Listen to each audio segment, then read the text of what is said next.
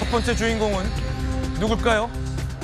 자, 국민의힘의 윤희숙 혁신위원장인데 윤희숙 혁신위원장을 두고 이른바 또 계파 갈등이 벌어지고 있다는 지적이 나옵니다.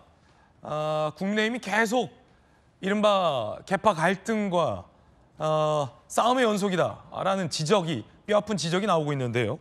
일단 윤희숙 혁신위원장이 뭐라고 얘기했길래 들어보시죠.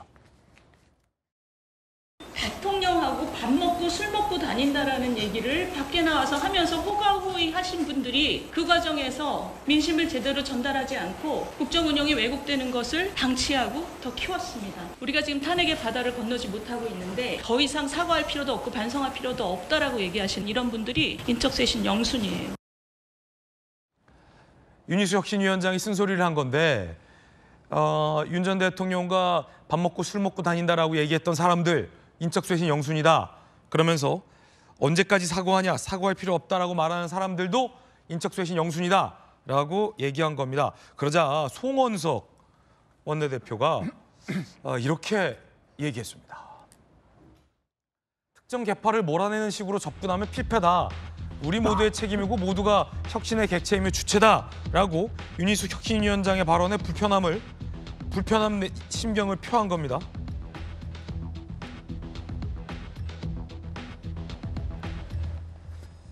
자, 그러자 여당 밖에선 이러다 윤희숙 혁신위원장도 안철수 전 혁신위원장처럼 혁신이 제대로 꾸리지도 못하고 그만두는 건 아니냐라는 얘기도 나온다고 합니다. 박수민 최고 어떻게 보십니까? 근데 뭐 저는 좀 애매하다라고 생각을 했던 게 이 윤희숙 위원장이 인적쇄신을 언급을 했잖아요. 근데 이 부분에 대해서 사실 혁신위가 출범했을 때는 인적쇄신과 관련해서는 또 좀 선을 그었던 게 기억이 나거든요. 네네. 그렇기 때문에 저는 처음에 혁신위의 역할 자체는 어떤 인적쇄신 혹은 인적청산 이런 부분들은 언급하지 않는 것이 합의가 된 게 아닐까라는 생각이 들었기 때문에 사실 혁신위가 출범해봤자 그렇게 의미 있는 이야기는 하지 못할 것이다라는 생각이 들었는데 네네. 지금 보면 또 갑자기 이제 윤희숙 위원장이 또 이제 본인의 의견을 이야기를 하면서 인적 쇄신 대상들에 대해서 약간 언급을 하고 있는 거잖아요.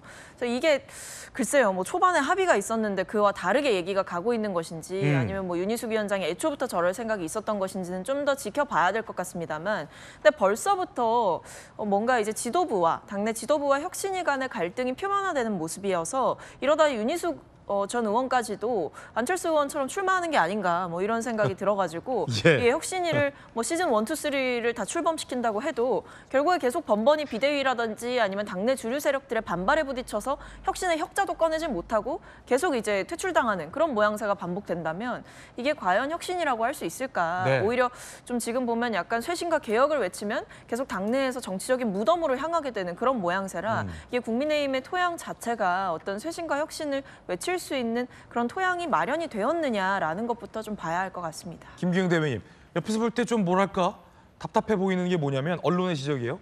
어떤 언론은 좀 한심하다는 지적도 있었어요. 네. 쓴소리도 많이 나오는데 지도부가 혁신위원장을 시켜요. 혁신위원장이 뭔가 인적쇄신 얘기를 하면 지도부가 이른바 꿀밤을 때린다는 거예요. 아, 그런 얘기를 왜 해? 그래서 이 혁신위원장이 관두고 다른 혁신위원장을 시켜요. 그 혁신위원장이 혁신 얘기를 하면 또 꼴밤을 때린다는 거예요. 지금 그런 얘기를 왜 해? 이게 반복된다는 거잖아요. 웃으면 안 돼. 반복된다는 거잖아요. 네. 뭐 하는 거냐는 거예요. 그러니까 사실 혁신위원장이 계속 바뀐다는 거 그거는 되게 부끄러운 일입니다. 근데 다만 저는 혁신의 내용이 전반적으로 다 나온 상태에서 비대위가 있지 않습니까? 전반적인 내용을 두고서 평가를 하면 되고 그거에 대해서 비대위 차원에서 받아들이기 본인들이 가름말 타기 힘들다면 전당원 관련해서 투표도 해보는 게 괜찮다고 봐요. 근데 저는 하나 조금 이견을 제시하고 싶습니다. 네네. 왜냐하면 잘 보십시오. 우리가 1월 달에 국회의원들이 한 40여 분이 관저에 갔습니다. 근데 그 관저를 윤석열 당시 대통령 개인을 지키고자 간 사람이 있느냐? 저는 그거보다는 그때 공수처라는 게 대통령을 수사할 수 있는 권한이 있느냐에 대한 논란이 충분히 있었습니다. 그렇다면 절차적인 어떤 절차에 대해서 책임을 묻는 방식도 굉장히 중요하다는 생각하에서 민주주의와 법치를 위해서 지킨 부분이 있고요. 너무 이 모든 사람들을 다 혁신의 대상으로 몰아가는 맞습니다. 것도 안 된다. 그리고 저는 계엄에 대해서는 동의하지 않습니다. 예. 그렇지만 계엄을 했다고 곧 그게 내란인지에 대해서는 지금 형사 재판 중에 있고요. 또 무엇보다도 그 정치적 책임을 물어서 탄핵을 시키느냐 마느냐에 대해서도 사람들이 의견이 있었습니다. 그래서 거리에 수많은 사람들이 나왔는데 민주당식으로 그분들이 다 극우입니까? 아스팔트 우파입니까? 아닙니다. 그리고 여론조사를 하더라도 탄핵에 찬성했던 축이 6 정도 되고 반대했던 분들이 4 정도 됐습니다. 그러면 결과론적으로 흘러서 대선에서 졌단 말이죠. 그렇다면 그 과정 속에 여러 가지 이견이 있었던 그 혼돈의 상황에 대해서 지금의 결과론적으로 대선에서 졌기 때문에 그때 당신들은 이런 판단을 잘못했다 이렇게 말하는 게 저는 동의하기 힘들다는 거죠. 왜냐? 저 또한 생각이 많았고 그때 당원 그리고 국민들도 여러 가지 사안에 대해서 이견이 있었습니다. 그렇다면 단일화 문제도 마찬가지죠.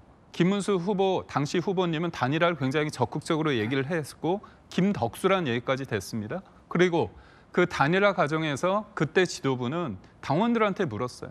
그러니까 83%가 단일화해야 된다고 했고 그리고 10일 후보 등록 전에 11일까지 해야 된다는 게 87%였습니다. 그리고 그때 의원총회를 통해서 의원들 64명 중에서 이 후보 교체 이런 식으로 하면 안 된다고 반대했던 사람이 딱 2명이에요. 그중에 1명이 윤상현 의원이고 나머지 사람들은 다 당 지도부에 일임을 했습니다.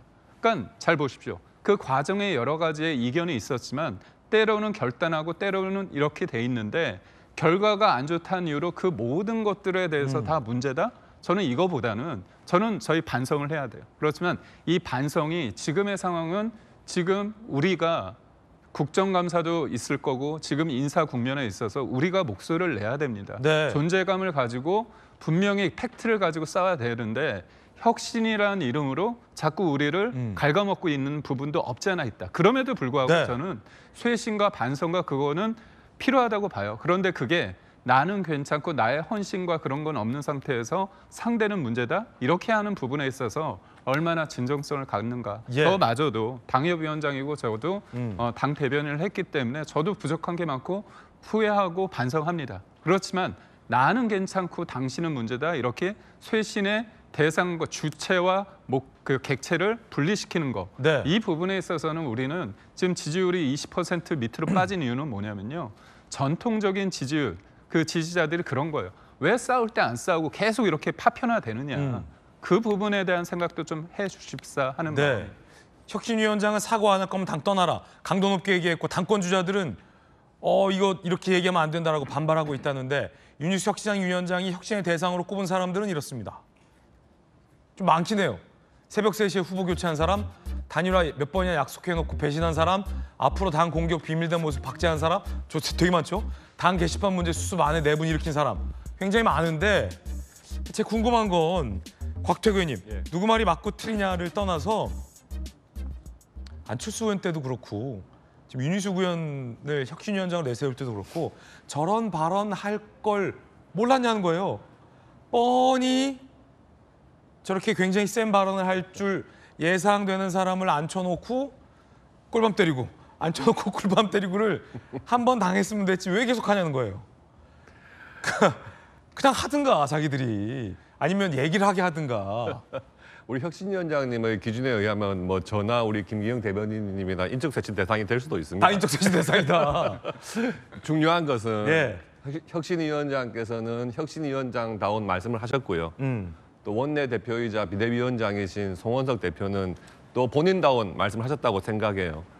지금 원내대표 입장에서는 어떻게든 지금 당이 어려운 시기에 좀 안정적으로 단합된 모습으로 당을 끌고 가야 될 또 책임이 있는 분이고 혁신위원장은 그래도 우리가 지난 대선에 패배했기 때문에 책임질 사람은 책임지고 이 탄핵의 바다를 건너야 한다. 당연히 그런 자세로 가시는 것이 맞다고 생각을 합니다. 그리고 이제 이런 과정에서 국민들께서 판단을 하실 걸로 보여요.